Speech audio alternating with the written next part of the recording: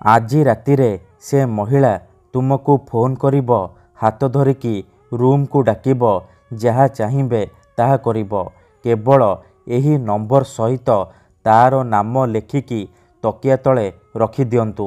Guarantee ଦେଉଛି, ଯେତେ ସୁନ୍ଦରୀ ଝିଅ ହେଇଥାଉ ବା ପଡ଼ିଶା ଘର ସୁନ୍ଦରୀ ଭାଉଜ ତୁମ ପାଖକୁ ଆସିବା ପାଇଁ ବାଧ୍ୟ ହେବ। ଯାହା ଚାହିଁବେ ତାହା କରିବ। ହଁ ଫ୍ରେଣ୍ଡସ୍, ଆଜିର ଏହି ଭିଡ଼ିଓଟିରେ ମୁଁ ଆପଣଙ୍କୁ ଶିଖେଇବି ଦୁନିଆର ସବୁଠାରୁ ଶକ୍ତିଶାଳୀ ବଶୀକରଣ ନମ୍ବର। ଏହି ନମ୍ବର ସହିତ ଆପଣ ଯେଉଁ ଝିଅ ବା ବିବାହିତା ମହିଳାର ନାମ ଲେଖିକି ତକିଆ ତଳେ ରଖିଦେବେ, ସିଏ ଆପଣଙ୍କ ଆଡ଼କୁ ଆକର୍ଷିତ ହେବାକୁ ଲାଗିବ। ପାଗଳି ପରି ଆପଣଙ୍କୁ ଭଲ ପାଇବାକୁ ଲାଗିବ। ଏହି ବଶୀକରଣ କରିବା ପାଇଁ ଆପଣଙ୍କୁ କୌଣସି ପ୍ରକାର ମନ୍ତ୍ରତନ୍ତ୍ର କରିବାକୁ ପଡ଼ିବନି କିମ୍ବା କୌଣସି ପ୍ରକାର ପଇସା ଖର୍ଚ୍ଚ କରିବାକୁ ପଡ଼ିବନି। କେବଳ ମୁଁ ଆପଣଙ୍କୁ ଗୋଟିଏ ନମ୍ବର ଶିଖେଇବି। ଆପଣ ସେହି ନମ୍ବର ସହିତ ଆପଣ ଭଲ ପାଉଥିବା ଝିଅର ବା ସୁନ୍ଦରୀ ଭାଉଜର ନାମ ଲେଖି ତକିଆ ତଳେ ରଖିଦେବେ। ଗ୍ୟାରେଣ୍ଟି ଦେଉଛି, ଯେମିତି ଆପଣ ଏହି ବିଧିକୁ କରିବେ, ସେପଟେ ସିଏ ଆପଣଙ୍କ ଆଡ଼କୁ ଆକର୍ଷିତ ହେବାକୁ ଲାଗିବ। ଟାଣି ହୋଇ ଆପଣଙ୍କ ପାଖକୁ ଆସିବ, ଯାହା ଚାହିଁବେ ତାହା କରିବ। ନମସ୍କାର ଫ୍ରେଣ୍ଡସ୍, ଓଡ଼ିଆ ଫଣ୍ଡା ଚ୍ୟାନେଲକୁ ଆପଣମାନଙ୍କୁ ସ୍ୱାଗତ। ଯଦି ଆପଣ କେଉଁ ବି ଝିଅ ବା ବିବାହିତା ମହିଳାକୁ ମନେ ମନେ ଭଲ ପାଉଛନ୍ତି, ସୁନ୍ଦରୀ ଭାଉଜ ଆଡ଼କୁ ଆକର୍ଷିତ ହେଉଛନ୍ତି, କିନ୍ତୁ ଯେତେ ଚେଷ୍ଟା କଲେ ମଧ୍ୟ ତାକୁ ପଟେଇ ପାରୁନାହାନ୍ତି, ତାକୁ ନିଜର ମନ କଥା କହିବାକୁ ଡରୁଛନ୍ତି, ଆଉ ଆପଣ ଚାହୁଁଛନ୍ତି କି ସିଏ ନିଜେ ଆସି ଆପଣଙ୍କୁ ଭଲ ପାଉଛି ବୋଲି କହୁ, ଆପଣଙ୍କର ସବୁ ଇଚ୍ଛା ପୂରଣ କରୁ, ତେବେ ଆଜିର ଏହି ଭିଡ଼ିଓଟି ଆପଣଙ୍କର ଇଚ୍ଛାକୁ ପୂରଣ କରିବ। କାରଣ ଆଜିର ଏହି ଭିଡ଼ିଓଟିରେ ମୁଁ ଆପଣଙ୍କ ପାଇଁ ଆମର ତନ୍ତ୍ରଶାସ୍ତ୍ରରୁ ନେଇ ଆସିଛି ନାରୀ ମୋହିନୀ ବଶୀକରଣ ବିଦ୍ୟା, ଝିଅ ପଟେଇବା ପାଇଁ ବଶୀକରଣ ବିଦ୍ୟା, ଯାହାର ପ୍ରୟୋଗରେ ଆପଣ କେଉଁ ବି ସୁନ୍ଦରୀ ଝିଅ ବା ସୁନ୍ଦରୀ ବିବାହିତା ମହିଳାକୁ ବଶରେ କରିପାରିବେ। ତା'ଠାରୁ ନିଜର ମନ ମୁତାବକ କାମ ହାସଲ କରିପାରିବେ। କିନ୍ତୁ ମୋର ଆପଣମାନଙ୍କୁ ଅନୁରୋଧ କି ମନରେ କୌଣସି ଖରାପ ଉଦ୍ଦେଶ୍ୟ କିମ୍ବା କୌଣସି ଖରାପ କାମ ପାଇଁ ଆପଣ ଏହି ବଶୀକରଣ ମନ୍ତ୍ରକୁ ପାଠ କରିବେନି।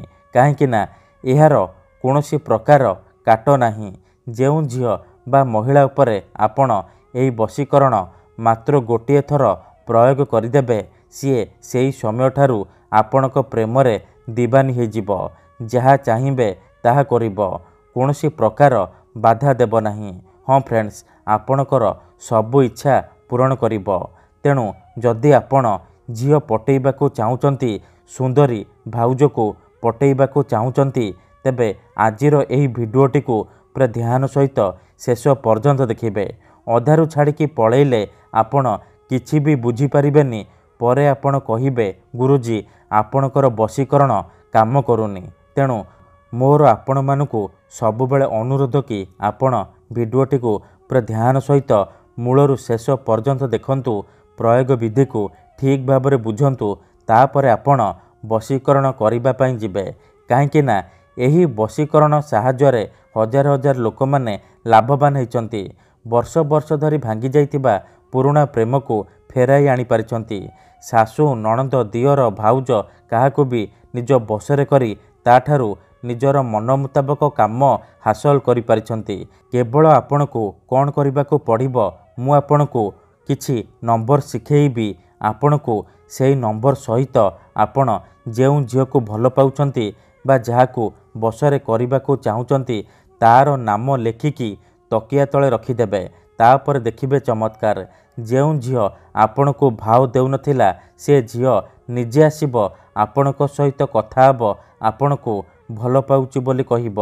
ଯେଉଁ ପଡ଼ିଶା ଘର ଭାଉଜ ଆପଣଙ୍କୁ ଅଣଦେଖା କରୁଥିଲା, ସିଏ ନିଜେ ଫୋନ୍ କରିବ, ହାତ ଧରିକି ରୁମ୍କୁ ଡାକିବ, ଯାହା ଚାହିଁବେ ତାହା କରିବ। ତେବେ ଏହି ବଶୀକରଣ ବିଧି ଆପଣ କିପରି କରିବେ, କେମିତି ଆପଣ ନମ୍ବର ସହିତ ସେ ଝିଅ ବା ମହିଳାର ନାମ ଲେଖିବେ, ମୁଁ ଆପଣଙ୍କୁ ଶିଖେଇବି। ସମ୍ପୂର୍ଣ୍ଣ ପ୍ରୟୋଗ ବିଧି ଠିକ୍ ଭାବରେ ଶିଖେଇବି। ଜାଣିବା ପାଇଁ ଭିଡ଼ିଓଟିକୁ ପୁରା ଧ୍ୟାନ ସହିତ ଶେଷ ପର୍ଯ୍ୟନ୍ତ ଦେଖିବେ। ବିଧିଟି ଜାଣିବା ପୂର୍ବରୁ ଯଦି ଆପଣ ଆମ ଚ୍ୟାନେଲକୁ ନୂଆ ଆସିଛନ୍ତି, ତେବେ दयाकोरी चैनल को सब्सक्राइब करी पाखरे थिबा बेल आइकन को मध्य दबाई दियंतु जहाद्वारा आमे जेउ भी वीडियो अपलोड करिबु सर्वप्रथमे आपण देखि परिबे आउ तार लाभ पाई परिबे।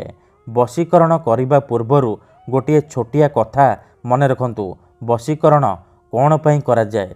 जेतेबेले आपण काहाकू निजठारु अधिक भल पाउछंती ता बिना बंची पारिबेनी भाबुछंती सेतेबेले आपण वशीकरण करि परिबे। किंबा जदि केउ लोक बिना कारण रे आपणको हैरान करूची आपणकर घर परिवार उपरे खराब नजर पकाउची एही परी परिस्थिति रे आपण वशीकरण करि परिबे। काहेकि ना केते थर एमिति हेइथाय कि आमर शत्रु पैसा रे आउ शक्ति रे आमठारु बलवान हेइथाय आउ आमे चाहिकी भी तार किछि करि पारु नाहु। एही परी परिस्थिति रे आपण वशीकरण करि परिबे। निज शत्रु को हाथ मुठारे रखि परिबे। सुंदरी रु सुंदरी झियो को पटेई परिबे। पड़िशा घर सुंदरी भाउज ठारू निजर मन मुताबक काम हासिल करि परिबे। किंतु एहाकू आपण भाबी चिंती की प्रयोग करिबे। ठीक अछि, तेबे चलंतु जानिबा एही वशीकरण विधि को आपण किपरि करिबे। मन रखंतु एही वशीकरण करिबा पई आपणको कोनोसी प्रकार सामग्रीर आवश्यक नाही किंबा किछि भी पैसा खर्च करबाकू पड़िबनी। केवल खंडिए सादा कागज आनिबे आउ कला रंगर कलम आनिबे जहाद्वारा आपण एही वशीकरण करि परिबे। प्रथमे आपण कोन करिबे खंडे सादा कागज आउ कला कलम आनि सारिबा परे भल भाबरे हाथ गोड़ धोईकी सफा वस्त्र पिंधिकी एही वशीकरण विधि को आरंभ करिबे। मन रखंतु एही वशीकरण विधि को आपण केवल शुक्रवार दिन करिबे। राति रे सोईबा पूर्वरु करिबे। ठीक अछि, निजर सोईबा घरे आपण एही वशीकरण करिबे।